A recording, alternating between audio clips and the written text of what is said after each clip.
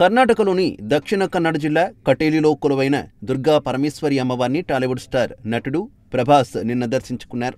Mask ధరించి వచ్చిన ఆయనను ఎవరూ గుర్తించకపోవడం గమనార్హం. సలార్ సినిమా నిర్మాత విజయ్ కిరంగదూరుతో కటీలు వచ్చిన ఆయన అమ్మవారిని సేవించుకున్నారు. ప్రభాస్కు ఆలయ ప్రతినిధులు అమ్మవారి పటాన్ని బహిష్కరించారు.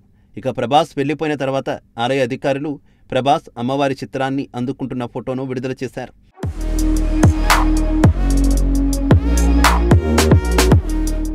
అది చూసి అప్పటి వరకు అక్కడే ఉన్నవారు అయ్యో ఇప్పటి వరకు తమ పక్కన ఉన్నది ప్రభాసా అని ఆశ్చర్యపోయారు.